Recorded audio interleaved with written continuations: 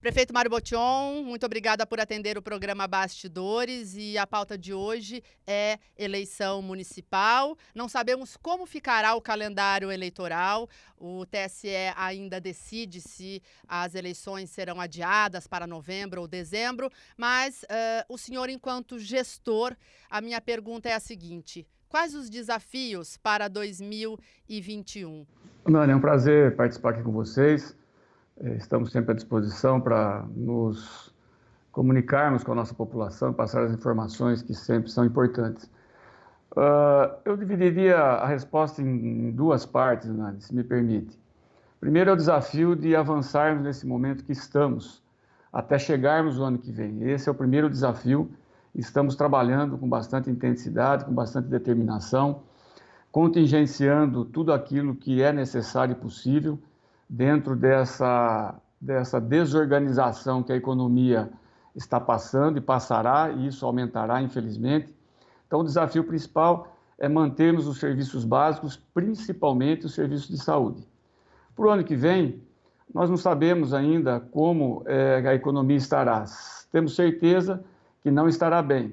Por outro lado, o governo federal é que tem a possibilidade de fazer ajustes, de fazer a complementação de recursos para os municípios. O município não tem. Nós não temos fonte de receita. O governo federal tem e ele pode se endividar e tem várias maneiras de fazer essa transferência de recursos adicionais para que os municípios tenham minimamente condições de passar por um momento difícil, que será o pós-pandemia. Prefeito, neste ano vai dar para manter os investimentos? Como é que estão as contas da prefeitura em meio a esta pandemia? Ô Nani, nesses 3 primeiros meses, janeiro, fevereiro e março, pegamos um pedacinho só da pandemia, nós já tivemos uma frustração de receita de aproximadamente 20,4 mais precisamente, né? Então, daquilo que nós precisávamos arrecadar, arrecadamos 20% a menos, né, com uma frustração de receita aconteceu em função dessas questões da própria pandemia. As contas do município ainda estão equilibradas, mas, como eu disse, contingenciamos tudo aquilo que era possível, aguardando esses recursos que virão do governo federal, que ainda não vieram, que complementarão a cota à parte do ICMS, que foi aprovado recentemente no Senado, na Câmara, agora precisa da sanção do presidente, para que sejam encaminhados esses recursos e a gente tenha esse recurso para continuarmos com os serviços minimamente os básicos que o município precisa, em especial nesse momento, os serviços de saúde. Os investimentos que nós estamos fazendo, e temos várias obras em andamento, todas elas são recursos do governo federal, sejam de emendas do deputado federal Miguel Lombardi, seja do financiamento Finisa, que é o recurso utilizado na obra da Barroca Funda, e em outras intervenções que haverá um saldo do Finisa, que tem um valor maior do que foi a concorrência fechada, perto de 40 milhões do viaduto, tem um saldo que nós podemos usar em obras de infraestrutura. E isso nós utilizaremos sem colocar os recursos do município. E uma terceira via são investimentos que estão sendo feitos pela iniciativa privada, né, nas parcerias em contrapartidas que nós exigimos na hora de fazermos a aprovação de vários empreendimentos, né? Então, são obras que serão executadas com recursos dessas empresas. Mário, falando em obra, a obra do viaduto, eu vi nas redes sociais algumas críticas, né? Muitas pessoas falando, nossa, mas como vai dar sequência a uma obra de um viaduto no meio de uma pandemia? Esta obra também está nesse rol de verbas carimbadas por meio deste financiamento que a prefeitura fez. Exatamente, Nani. Desde o início da nossa gestão, nós buscamos alternativas para a construção desse viaduto especial. É um processo demorado que conseguimos, demorou um pouco mais do que nós gostaríamos, mas conseguimos o financiamento junto à Caixa Econômica Federal, num programa que se chama Finisa. E era um recurso de 65 milhões, e à época nós fizemos uma projeção com um viaduto com determinadas características, que depois, ao longo do processo, isso foi bem mais resolvido tecnicamente, e tem um saldo entre o custo do viaduto e o saldo do financiamento. Então, esse é um recurso que só posso colocar lá naquele viaduto ou em obras de infraestrutura.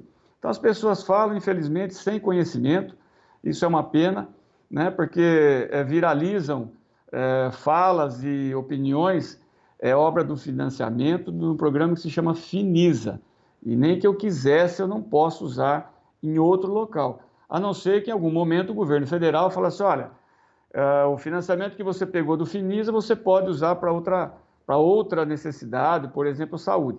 Se o governo federal fizer isso, mas duvido que o faça, porque também o governo federal tem que cumprir com as suas metas. Mário, falando de pandemia, a prefeitura tem tentado flexibilizar e a justiça tem barrado em diversas instâncias. O que mais dá para fazer? Por exemplo, em São Paulo, o prefeito Bruno Covas decretou aí o chamado feriadão, inclusive já teve até a chancela da Câmara. O governador João Dória também já antecipou o 9 de julho. O senhor pensa em fazer isso em Limeira? E o que dá para fazer para tentar aí quebrar um pouco esta quarentena de forma que não afete a saúde pública? Então, são duas perguntas que lhe fiz agora. Em relação aos feriados, eu não tenho informação oficial. Se foi uma determinação do governo do Estado, aprovado pela Assembleia Legislativa, em mudar um feriado, é um feriado estadual, nós teremos que seguir. Isso mostra mais uma vez que o governador João Dória está preocupado em resolver o problema da Grande São Paulo e não do interior. Nesse momento, nós não precisamos fazer feriadão. A Limeira tem uma situação controlada, neste momento. Amanhã nós não sabemos. Então, essa questão do feriado, se for uma determinação, uma mudança geral, nós acompanharemos. Outras mudanças, nós não as faremos nesse momento, aguardando um momento futuro, se necessário for, usar no momento mais oportuno, que não é esse momento. Então, mais uma vez, o governador toma uma decisão, se é que ele fez isso dessa maneira, em mudar para todo mundo que tem realidades diferentes. Nós temos realidades diferentes, diferente de Campinas, diferente de Piracicaba, diferente da Grande São Paulo, principalmente. Assim como uma cidade lá na barranca do Rio Paraná tem uma situação completamente diferente da Grande São Paulo. E, como eu disse já, o governador está usando o mesmo remédio em doses iguais para todo mundo. E remédio em dose errada mata do mesmo jeito, ela não cura. E aqui, dentro das nossas limitações, nós tentamos um decreto, publicamos um decreto, infelizmente a Justiça suspendeu, recorremos para o Tribunal, recorremos para o Supremo e não tivemos sucesso, até porque o Supremo também tem tido decisões diferenciadas para as mesmas questões. Mário, para a gente finalizar, para encerrarmos nossa entrevista, vou falar da campanha eleitoral.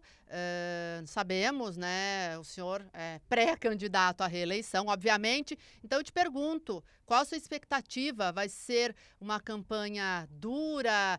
Sabemos que vai ser muito mais digital, até por conta da pandemia, o que pode gerar fake news. Enfim, o senhor, enquanto prefeito, está muito mais exposto a críticas, enfim, né? Está preparado para o que vem por aí? Nani, esses 3 anos e meio de gestão, né, nos deu, além da experiência que eu trouxe, a minha equipe trouxe dos seus trabalhos na iniciativa privada, 3 anos e meio de gestão, nós aprendemos também bastante dentro do serviço público. A eleição deve acontecer, eu espero que ela aconteça dentro das datas que já estão acordadas, com pequenos ajustes, que não haja alteração ou prorrogação. E preparado nós estamos sim. Estamos porque estamos fazendo uma gestão sempre com um propósito determinado, com muita técnica, cuidando das questões importantes do nosso município, resolvendo problemas que eram problemas históricos, aliás, muitos problemas, sem fugir de nenhum, enfrentando e resolvendo e dando solução e não colocando nada debaixo do tapete. Então nós estamos preparados sim, me sinto preparado para complementar um período a mais, né, de gestão e deixar esse processo dentro daquilo que a gente entendeu e sempre acompanhou o nosso programa de governo. Eu espero que as eleições aconteçam agora nas suas datas, provavelmente tenhamos um período eleitoral menor, de menor duração, provavelmente teremos entre o primeiro e segundo turno também um período mais curto, para encaixar tudo dentro desse ano ainda, e é o que deve acontecer. Caso de prorrogação de eleição, Eu, pessoalmente, só entendo a necessidade, a oportunidade de uma prorrogação da eleição para o futuro, não para esse ano ainda, desde que ela fosse realizada em 2022, unificando todos os mandatos de todo mundo. Isso traria mais economia para o processo, uma eleição a menos e, mais do que isso, uma tranquilidade maior para os gestores de não ter, no meio do processo de gestão de um mandato, ter uma eleição para deputado e senador e governador e presidente, que sempre implica em problemas dentro da própria administração.